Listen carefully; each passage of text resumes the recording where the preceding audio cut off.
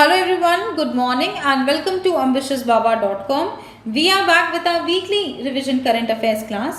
6 सितंबर से 12 सितंबर के बीच में जितने भी इम्पोर्टेंट करंट अफेयर्स हैं आज हम उसे दोबारा रिवाइज कराएंगे। 200 प्लस का पार्ट 2 है ये।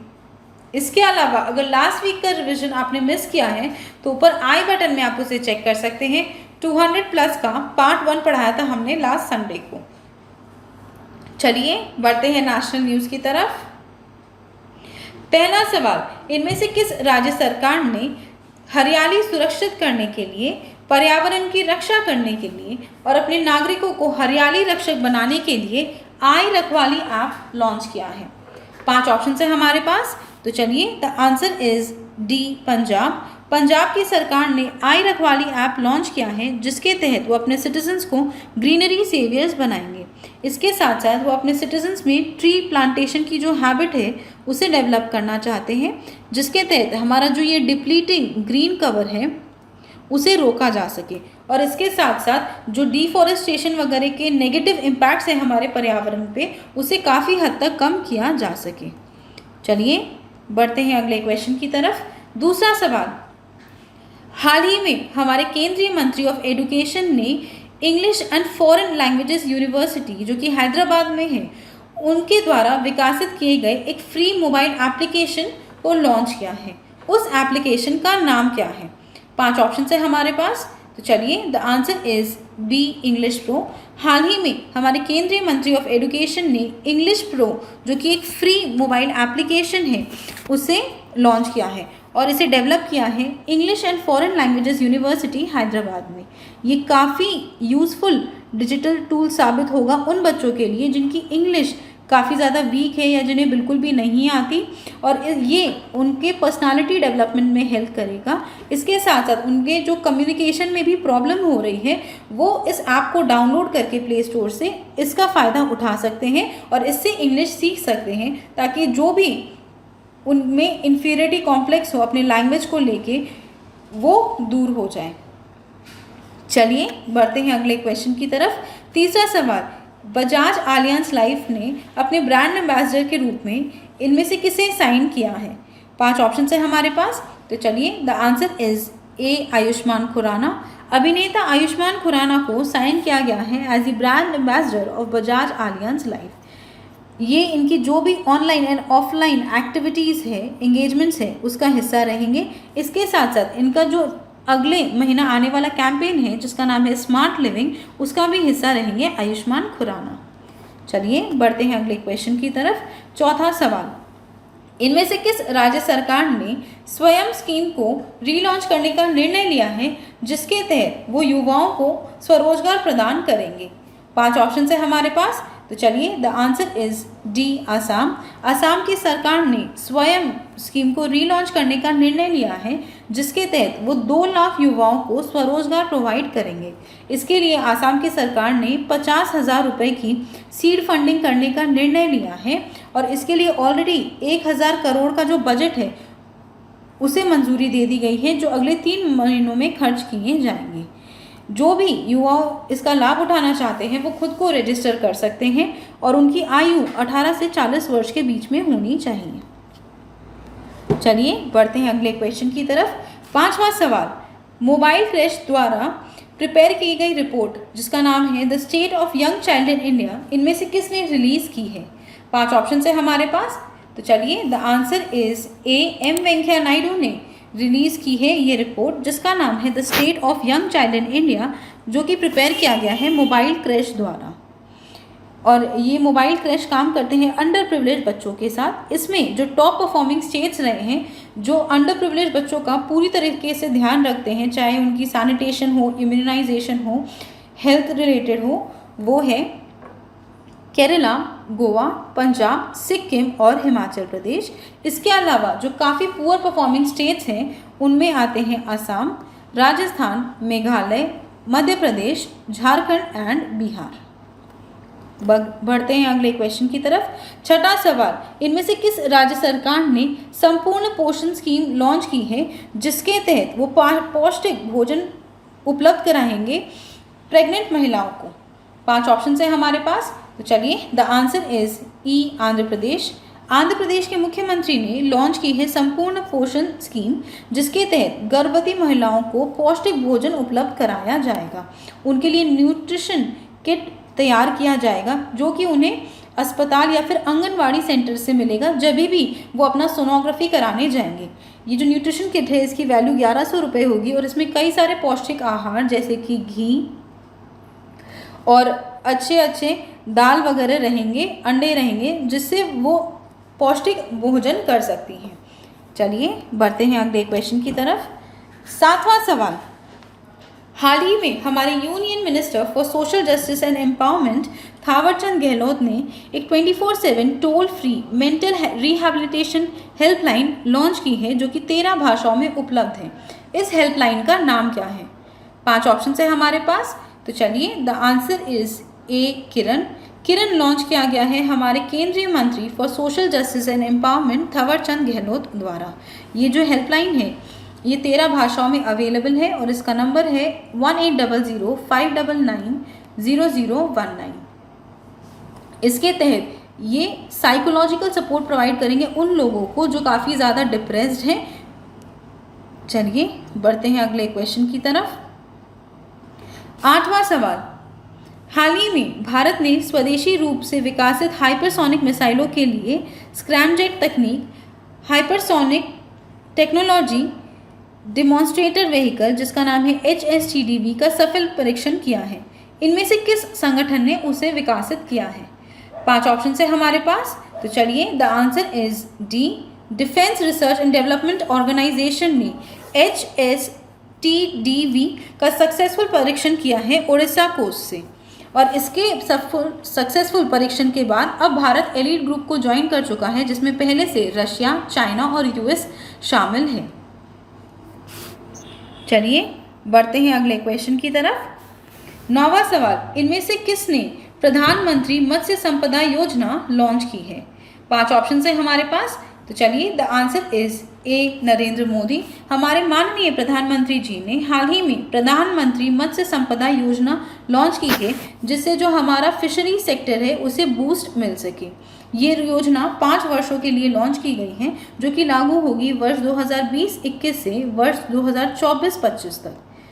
इसमें उनका मानना है कि जो हमारे किसान हैं उनकी जो इनकम है उसे डबल कर दिया जाएगा, और इसके साथ साथ फिशरी सेक्टर में जो पोस्ट हार्वेस्ट लॉसेस होते हैं, जो कि 20 से 25% तक के लॉस होते हैं, उसे घटा करके अगले 5 वर्षों में 10% तक लाया जाएगा। चलिए बढ़ते हैं आगे 10वें क्वेश्चन की तरफ। 10वां सवाल, हाल ही में हमारे प्रधानमंत्री मोदी जी ने इनमें से किस शहर में पत्रिका गेट का इनॉग्रेशन किया है वीडियो कॉन्फ्रेंसिंग के माध्यम से?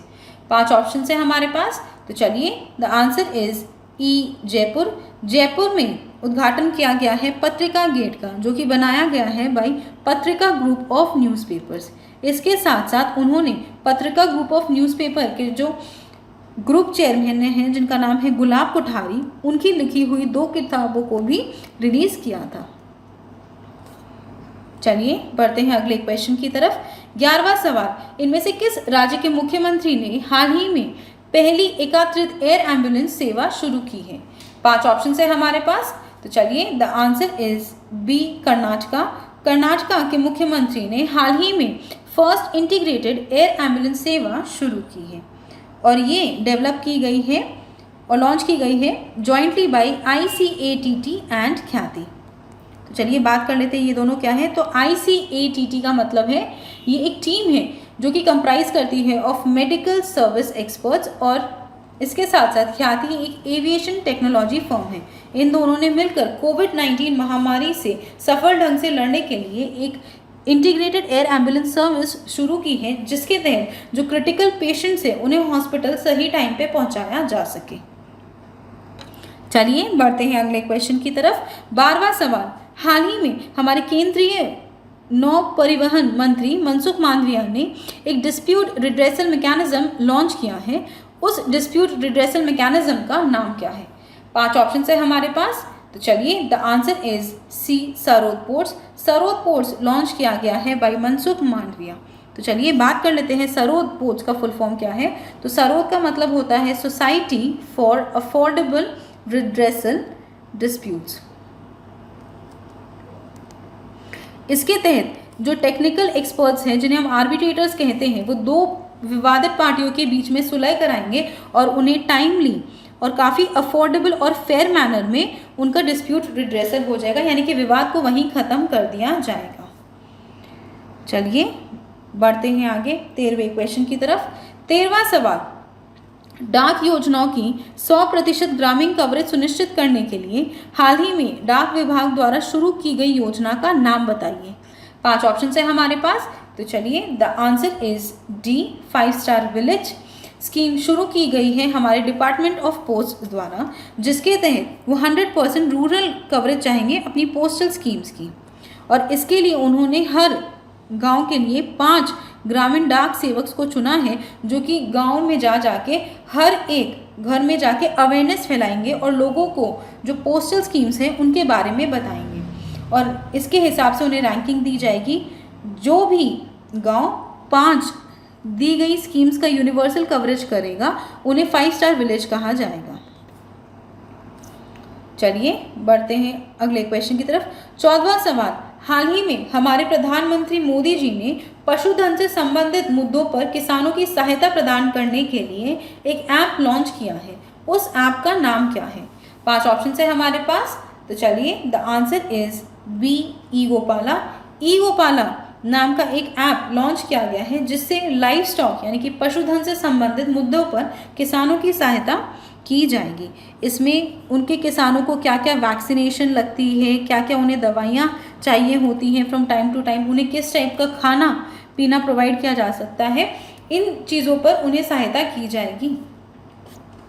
और इसके साथ साथ उन्होंने एक पूर्णिया, जो कि है बिहार में, लिख दे रही हूँ मैं आपके लिए, पूर्णिया जो कि है बिहार में, वहाँ पर 84.27 करोड़ रुपए निवेश करके एक सीमेंट स्टेशन डेवलप किया है। चलिए बढ़ते हैं 15वें क्वेश्चन की तरफ। 15वां सवाल, इनमें से किस रेलवे स्टेशन का नाम बदलकर सीधा रूधा स्वामी जी रेलवे स्टेशन रखा गया है? 5 ऑप्शन है हमारे पास, तो चलिए the answer is C, Hubli railway station.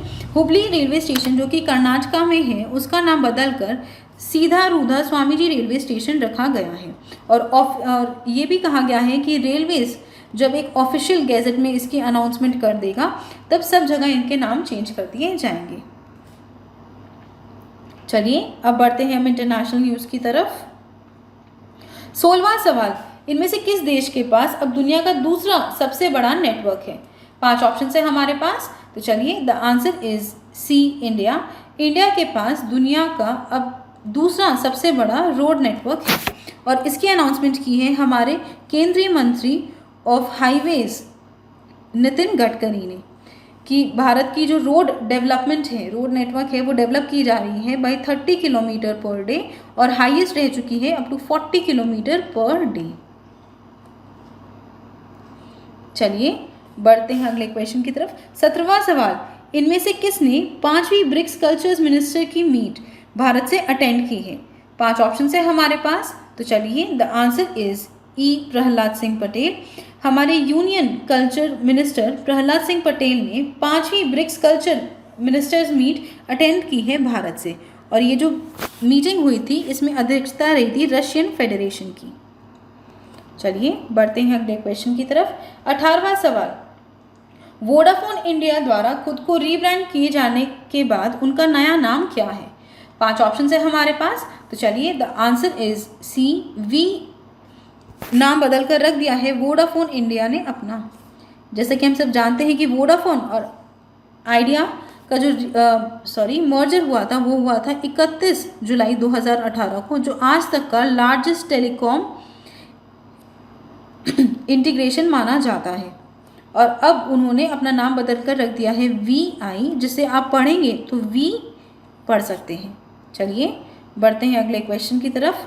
19वां सवाल, कनाडा के फ्रेजर इंस्टीट्यूट के ग्लोबल इकोनॉमिक फ्रीडम इंडेक्स 2020 के हिसाब से भारत की रैंकिंग क्या है?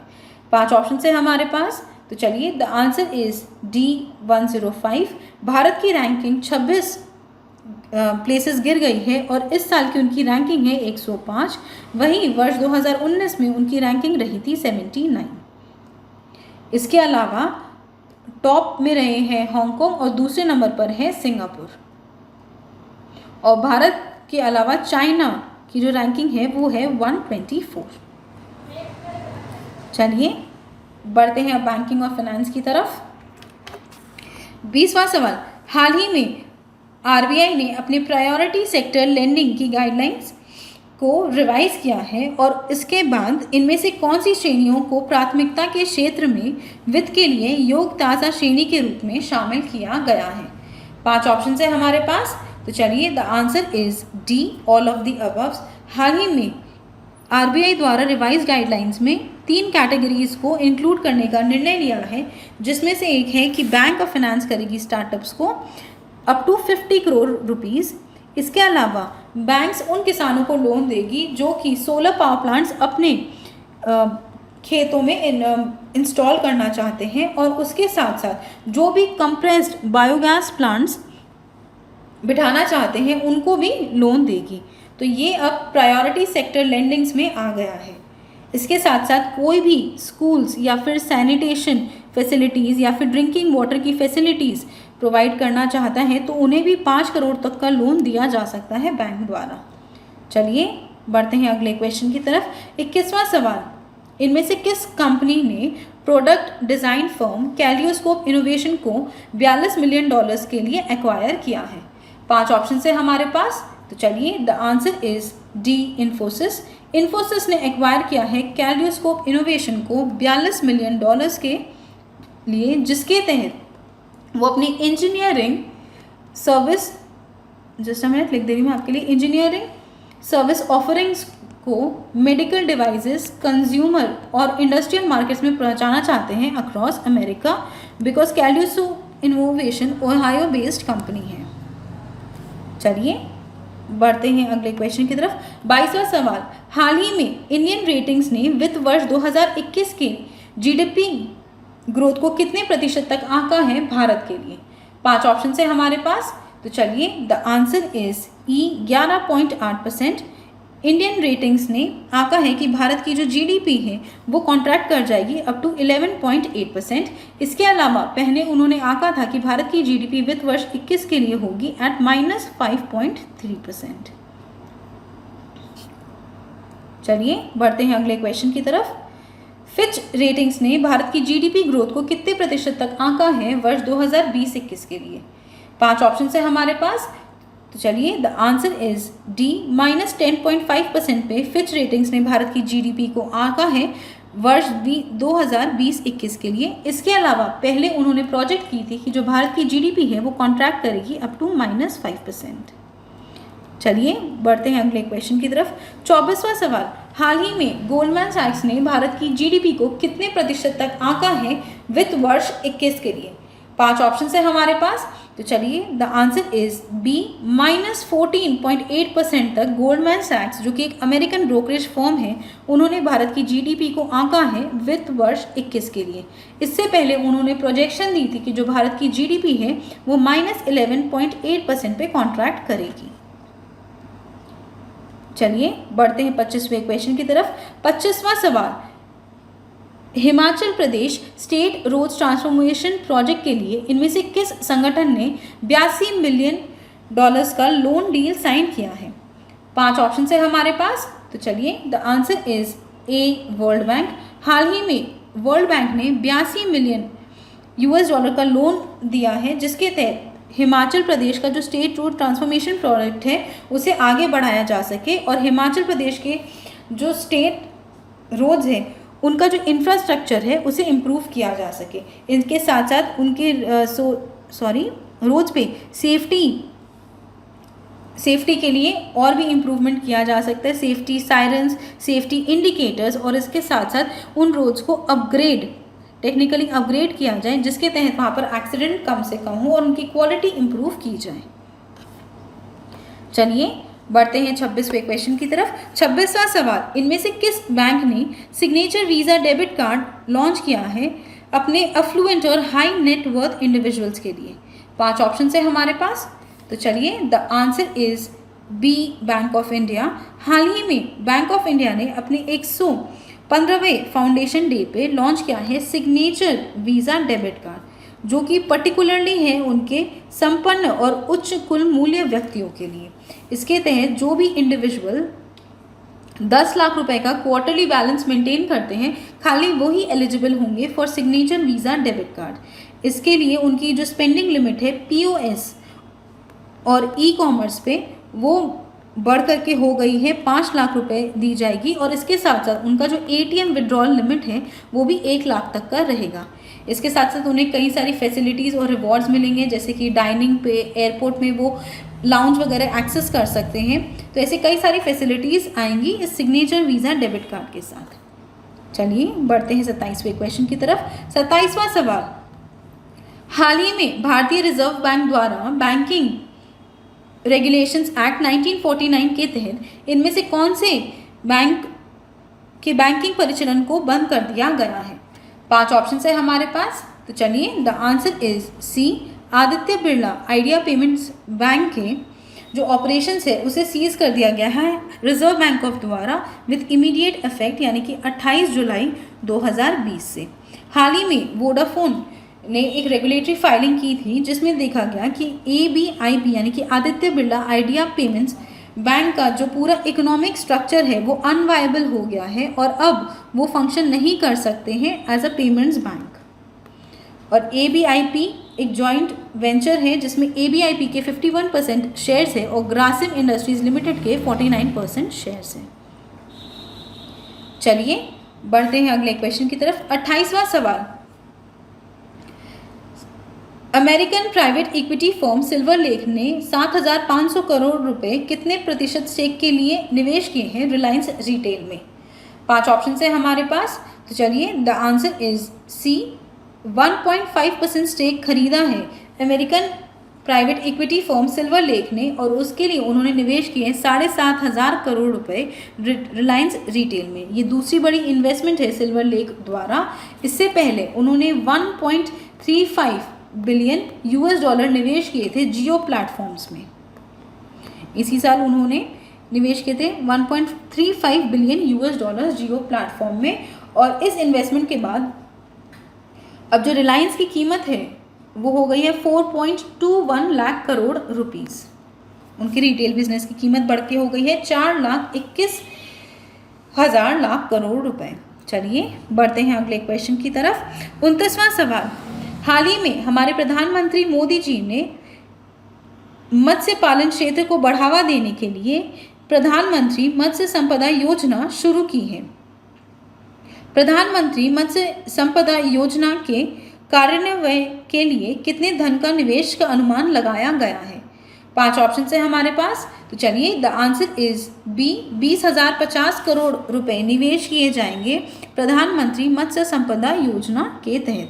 और ये हाल ही में जो 20,000 करोड़ का जो रिलीफ पैकेज या फिर स्टिमुलस पैकेज दिया गया था हमारे फाइनेंस मिनिस्टर द्वारा, उसी का ये हिस्सा है। इससे जो हमारा फिशरी सेक्टर है उसमें काफ़ी ज़्यादा उछाल आएगा और इससे जो हमारा एक्सपोर्ट है वो बढ़कर हो जाएगा 70 lakh ton by the year 2024 and 25। और इससे जो हमारे इनकम है, एक्सपोर्ट अर्निंग्स है, वो भी डबल हो जाएगी up to 1 lakh crore rupees. चलिए बढ़ते हैं आगे 30वें क्वेश्चन की तरफ। तीसरा सवाल, दिल्ली मीरठ के regional rapid transit system corridor को बनाने के लिए इनमें से किस संगठन ने 500 मिलियन $US का लोन अग्रीमेंट साइन किया है? 5 ऑप्शन है हमारे पास। तो चलिए, the answer is A, Asian development bank. Asian development bank ने 500 मिलियन $US का लोन अग्रीमेंट साइन किया है जिसके तहत दिल्ली मेरठ का जो regional rapid transit system corridor है उसे डेवलप किया जाएगा। ये 82 किलोमीटर लंबा कॉरिडोर रहेगा और जिससे दिल्ली और मेरठ के बीच में जो रीजनल कनेक्टिविटी है वो इम्प्रूव की जाएगी। इसमें पैसे अलग अलग ट्रांच में आएंगे और ये पहला ट्रांच है जिसमें 500 मिलियन $US दिए गए हैं और ये जो टोटल डील है वो है 1 बिलियन $US की।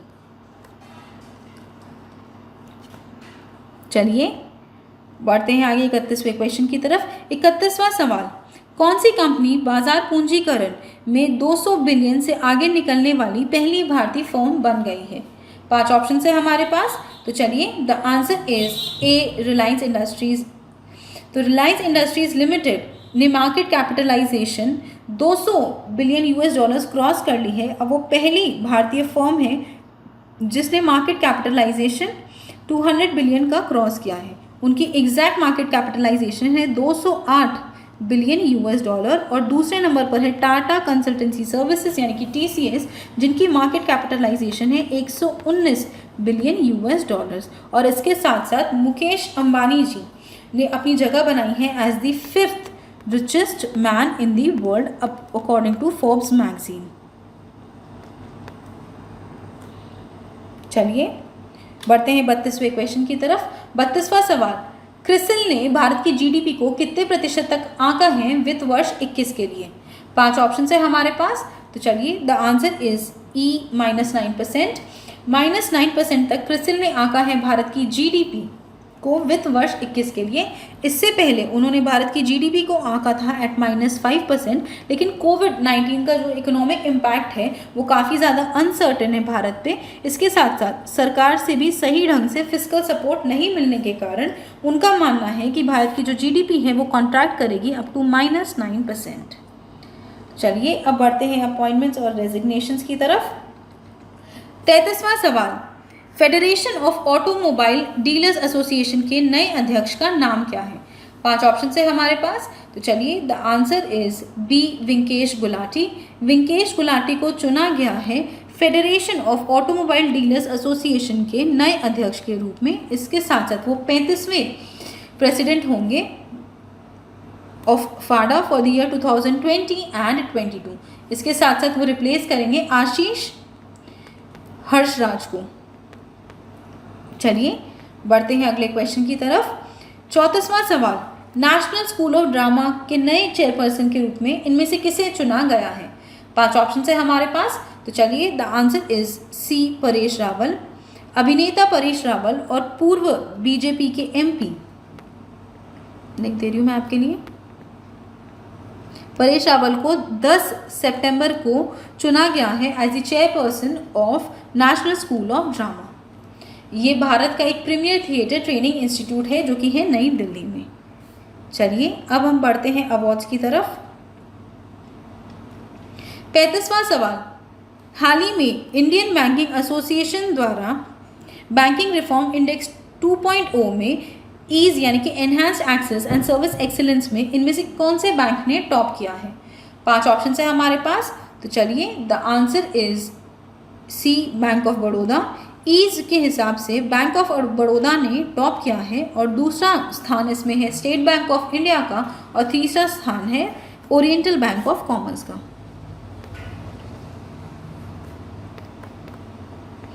और ये जो रिफॉर्म्स इंडेक्स है 2.0 ये बनाए गए हैं बाय इंडियन बैंकिंग एसोसिएशन। इसमें 120 ऑब्जेक्टिव मैट्रिक्स पे इन बैंक्स को जज किया जाएगा जो कि लूजली बेस्ड होगा ऑन 6 थीम्स। इससे जो पब्लिक सेक्टर बैंक्स हैं उनमें हेल्दी कंपटीशन को इम्प्रूव करने के लिए ये इंडेक्स लाया गया है। चलिए बढ़ते हैं अगले क्वेश्चन की तरफ। 36वां सवाल, उस पुलिस अधिकारी का नाम बताइए जिसे हाल ही में वुशु वर्ल्ड चैंपियन 2019 का ताज पहनाया गया है। 5 ऑप्शन है हमारे पास, तो चलिए द आंसर इज ई पूनम खत्री। पूनम खत्री को वुशु वर्ल्ड चैंपियन 2019 का ताज पहनाया गया है। पिछले साल यानी कि जब 2019 में जब वुशु चैंपियनशिप हुई थी तब वो लास्ट राउंड हार गई थी अपने ईरानियन ओपोनेंट जिसका नाम था मरियम को। लेकिन हाल ही में मरियम ने जो अपना डोप टेस्ट है उसे फेल किया है और उसके बाद पूनम खत्री का जो सिल्वर मेडल है उसे अब अपग्रेड किया गया है टू गोल्ड मेडल। चलिए बढ़ते हैं 37वें क्वेश्चन की तरफ। 37वां सवाल, किस फॉर्मूला 1 रेस का ड्राइवर ने इटालियन ग्रैंड प्रिक्स जीता है? 5 ऑप्शन है हमारे पास, तो चलिए the answer is C Pierre Gasly ने 6 सितंबर को F1 का जो इटालियन ग्रैंड प्रिक्स है वो जीता है। और इसके साथ साथ दूसरे नंबर पर है कार्लोस सेंज जूनियर और तीसरे नंबर पर है लेंस स्ट्रोल।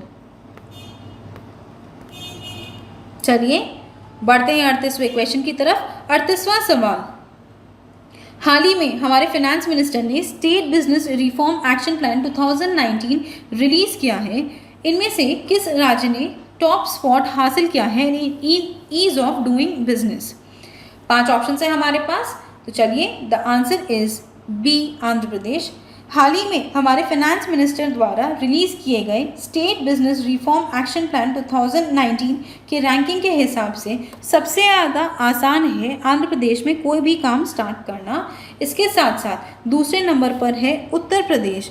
लास्ट ईयर यानी कि वर्ष 2018 में उत्तर प्रदेश की रैंकिंग थी 12वें नंबर पर, और उसके बाद उन्होंने काफ़ी सारे चेंजेस किए हैं और उनका इस बार रैंकिंग हुई है दूसरे नंबर पर। और तीसरे नंबर पर है तेलंगाना, जिनकी रैंकिंग लास्ट ईयर थी दूसरे नंबर पर। तो तेलंगाना स्लिप कर गया है in terms of ease of doing business.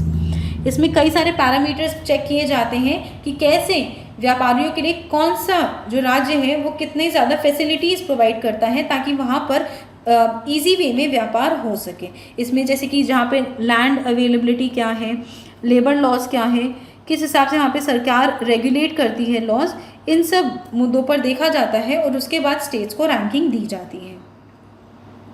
चलिए बढ़ते हैं 29वें क्वेश्चन की तरफ। 29वां सवाल, हमारे पूर्व प्रधानमंत्री मनमोहन सिंह ने इनमें से किसे इंदिरा गांधी पीस प्राइज दिया है? 5 ऑप्शन है हमारे पास, तो चलिए the answer is B, David Attenborough, जो कि एक ब्रिटिश ब्रॉडकास्टर हैं। उन्हें इंदिरा गांधी पीस प्राइज दिया गया है हमारे पूर्व प्रधानमंत्री मनमोहन सिंह द्वारा। इससे पहले वर्ष 2017 में मनमोहन सिंह जी को दिया गया था Indira Gandhi peace prize. David Attenborough, जैसे कि हमने ऑलरेडी बात कर लिया, एक ब्रिटिश ब्रॉडकास्टर है जिन्होंने पीढ़ी दर पीढ़ी अपने काम यानी कि अपनी फिल्म्स और बुक्स से लोगों को काफ़ी ज़्यादा जागरूक कराया है कि कैसे हमें हमारे प्लैनेट को बचाने की ज़रूरत है और इसके लिए हम क्या क्या स्टेप्स ले सकते हैं, और जो हमारी बायोडाइवर्सिटी है उसको संजो के रखना हमारी फ्यूचर जनरेशन के लिए कितना इम्पॉर्टेंट है। और इसके साथ साथ उन्होंने इस बात पे भी जोर दिया है कि कैसे हम एक सस्टेनेबल लाइफ जी सकते हैं इन हार्मनी विथ नेचर। तो उनके इसी प्रयास के लिए उन्हें ये अवार्ड दिया गया है। चलिए बढ़ते हैं अब कमिटीज़ की तरफ। 40वां सवाल, हाल ही में नीति आयोग ने एक multi dimensional poverty index coordination committee यानी कि MPICC का गठन किया था। उनकी अध्यक्ष कौन है? 5 ऑप्शन है हमारे पास, तो चलिए द आंसर इज ए, संयुक्ता समदर। संयुक्ता समदर अध्यक्ष है ऑफ द MPICC, जो कि एक multi dimensional poverty index coordination committee है। ये जो कमेटी है ये 29 सिलेक्टेड ग्लोबल इंडेक्सेस पे भारत को जज करती है और उसके बाद वो देखती है कि जो बाकी देशों में क्या क्या पॉलिसीज़ हैं, क्या क्या रिफॉर्म्स वगैरह लाए जाएं जिसके तहत भारत की जो रैंकिंग है उसमें सुधार लाया जा सके, और इसके साथ साथ भारत में जो भी प्रॉब्लम्स हैं ग्राउंड लेवल पे उसे कैसे ठीक किया जाए, तो उसके लिए ये रैंकिंग देती है और 29 सिलेक्टेड ग्लोबल इंडेक्सेस पे जज करती है किसी भी देश की ये परफॉर्मेंस। चलिए बढ़ते हैं अगले क्वेश्चन की तरफ। 41वां सवाल, हाल ही में हमारी सेंट्रल गवर्नमेंट ने एक कमेटी का गठन किया था जो कि असेस करेगी of relief to bank borrowers. उस कमेटी के अध्यक्ष कौन है? 5 ऑप्शन है हमारे पास, तो चलिए the answer is C, Rajiv Mehrishi. पूर्व CAG ऑफ इंडिया राजीव महर्षि उस कमेटी के अध्यक्ष हैं जो कि बैंक उधारकर्ताओं को राहत के आंकलन के लिए केंद्र सरकार द्वारा गठित की गई है। ये एक 3 मेंबर एक्सपर्ट कमेटी है जो अपनी रिपोर्ट सबमिट करेगी इन 1 वीक और इस पर देखेंगी कि कोविड-19 का जो इम्पैक्ट है हमारी इकोनॉमी पर वो कैसा है, और उसके साथ साथ जो मोरेटोरियम हमारी सरकार ने प्रोवाइड किया था उस पर जो अक्रूड इंटरेस्ट लगा है उसे वेव ऑफ किया जाए या नहीं जाए, और उसके बाद भारत की जो फाइनेंशियल स्टेबिलिटी है उस पर इसका क्या असर पड़ेगा। तो इन सब मुद्दों पे वो एक रिपोर्ट तैयार करेगी अपने बाकी मेंबर्स के साथ और उसके बाद 1 हफ्ते में वो सेंट्रल गवर्नमेंट को उसे सबमिट करेगी। चलिए बढ़ते हैं अब MOU और पार्टनरशिप्स की तरफ। 42वां सवाल, HADR अग्रीमेंट भारत और सिंगापुर के बीच में साइन हुआ था at the 14th India Singapore defence policy dialogue. HADR में D का मतलब क्या है? 5 ऑप्शन है हमारे पास, तो चलिए the answer is C, disaster. HADR में C का मतलब होता है डिजास्टर और इसका फुल फॉर्म है humanitarian assistance and disaster relief.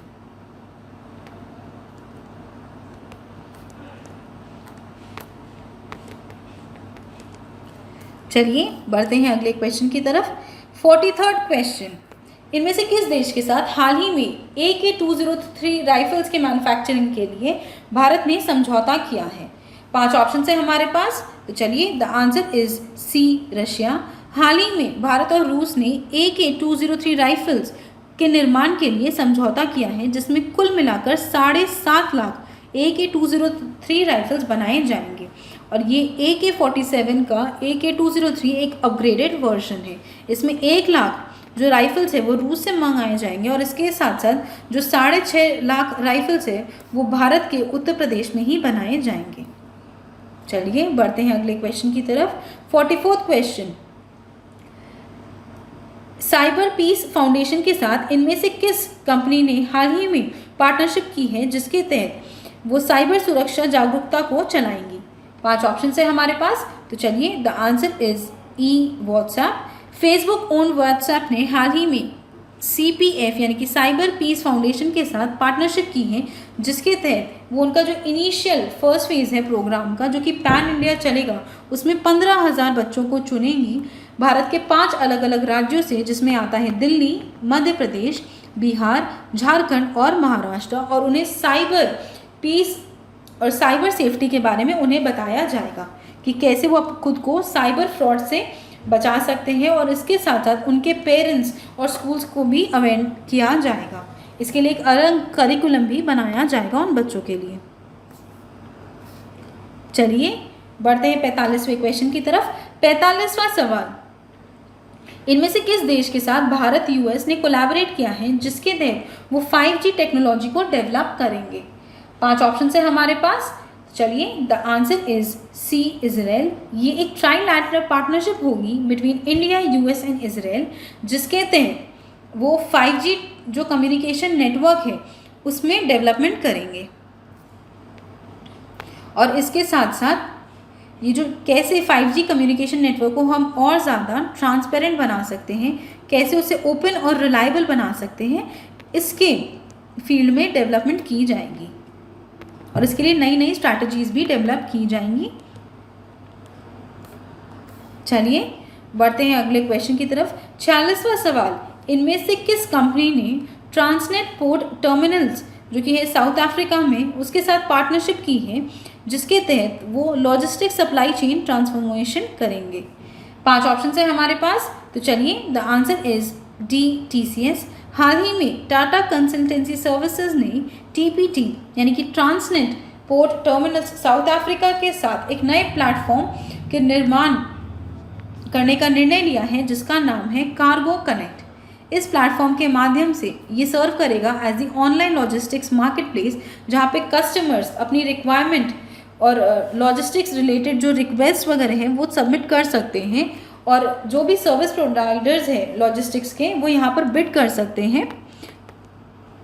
ये काफ़ी सिमिलर होगा टू बाकी प्लेटफॉर्म्स जहाँ पर जो बायर और सेलर है सर्विसेज के वो आपस में कनेक्ट कर सकते हैं और ये पूरी तरह से डिजिटल होगा। चलिए बढ़ते हैं अगले क्वेश्चन की तरफ। 47वां सवाल, राष्ट्रीय सांख्यिकी कार्यालय यानी कि NSO के घरेलू सामाजिक उपभोग यानी कि राष्ट्रीय नमूना सर्वेक्षण के 75वें दौर के भाग के रूप में भारत में शिक्षा के अनुसार इनमें से किस राज्य ने 96.2% लिटरेसी रेट के साथ टॉप किया है? 5 ऑप्शन है हमारे पास, तो चलिए द आंसर इज ई, केरला। केरला ने लिटरेसी रेट ऑफ 96.2% के साथ टॉप किया है। ये जो सर्वे किया गया है वो कंडक्ट किया गया है जुलाई 2017 से जून 2018 के बीच में और इसके बाद केरला के बाद जो सबसे अच्छा सेकंड स्टेट है इन टर्म्स ऑफ लिटरेसी वो है दिल्ली, जहाँ पे लिटरेसी रेट है 88.7%।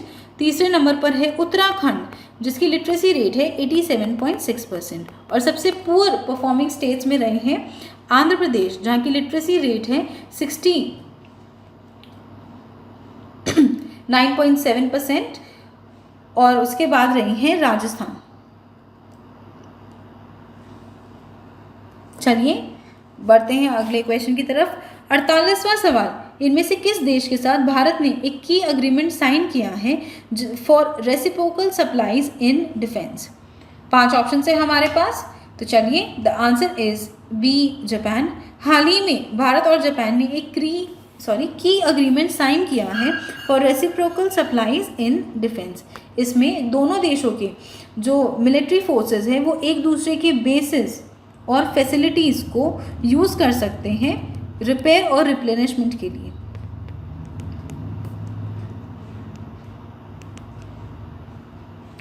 फॉर सप्लाईज, और ऐसे सिमिलर भारत के अग्रीमेंट साइन किए गए हैं यूएस और फ्रांस के साथ। चलिए बढ़ते हैं स्पोर्ट्स सेक्शन की तरफ। 49th क्वेश्चन, इनमें से किसे fantasy sports gaming platform player sports के ब्रांड एम्बेसडर के रूप में अपॉइंट किया गया है? 5 ऑप्शन है हमारे पास, तो चलिए the answer is D. Cricketer Bhuvneshwar Kumar और स्मृति मंदना को fantasy sports gaming platform player sports के ब्रांड एम्बेसडर के रूप में चुना गया है।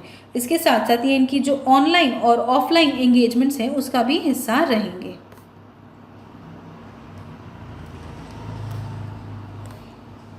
चलिए अब बढ़ते हैं आज के सेक्शन ऑर्बिटरीज की तरफ।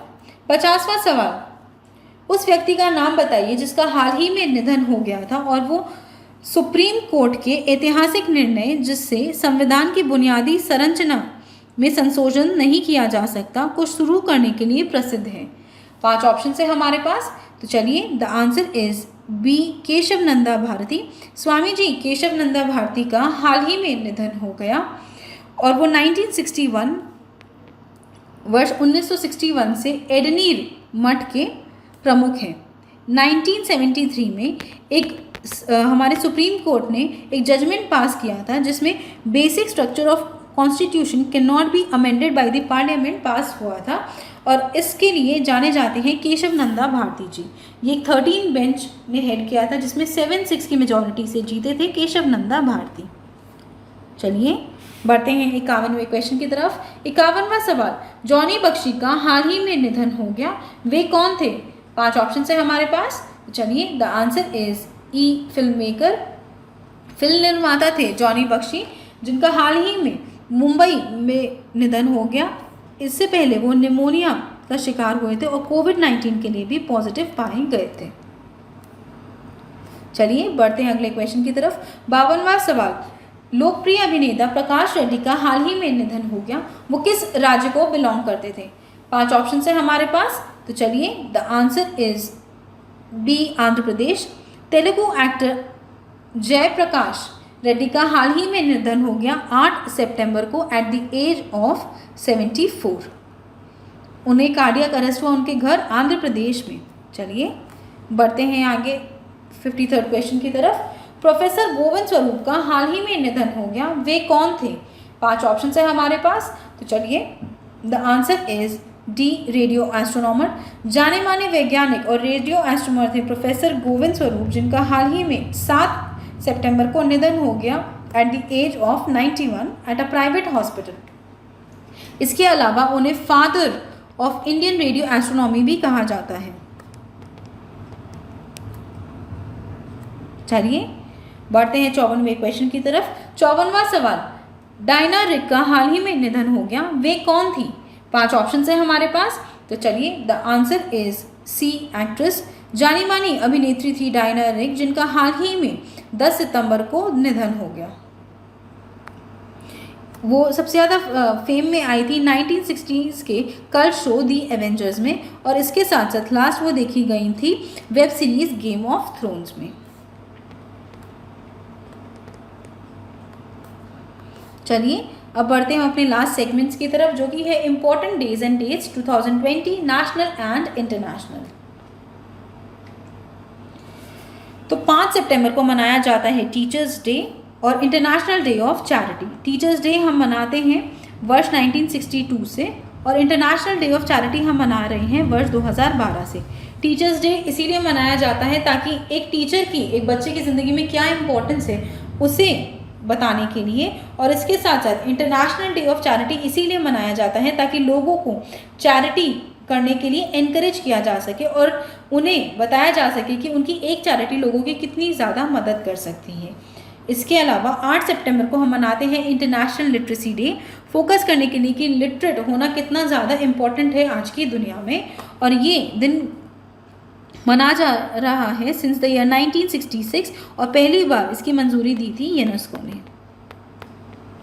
इसके अलावा 9 सितंबर को मनाया जा रहा है international day to protect education from attack.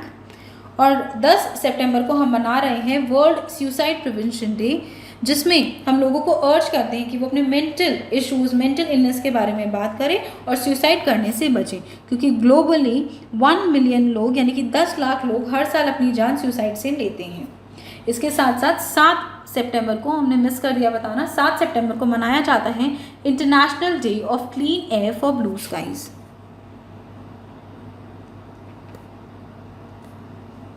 कि कितना ज़्यादा जो साफ हवा है हमारे आसमान के लिए, हमारे पर्यावरण के लिए, हमारे खुद के लिए कितना ज़्यादा इम्पोर्टेंट है, उसके लिए पहली बार वर्ष 2020 में ये दिन मनाया गया है 7 सितंबर को। तो चलिए, with this we come to the ends of today's class. I hope आपको ये वीडियो पसंद आया हो। अगर ये वीडियो पसंद आया तो इसे लाइक कीजिए, अपने दोस्तों के साथ शेयर कीजिए और हमारे चैनल एम्बिशियस बाबा को सब्सक्राइब ज़रूर कीजिए। Also please visit our website test.ambitiousbaba.com, जहाँ पर आपको कई सारे ऑनलाइन मॉक टेस्ट मिल जाएंगे।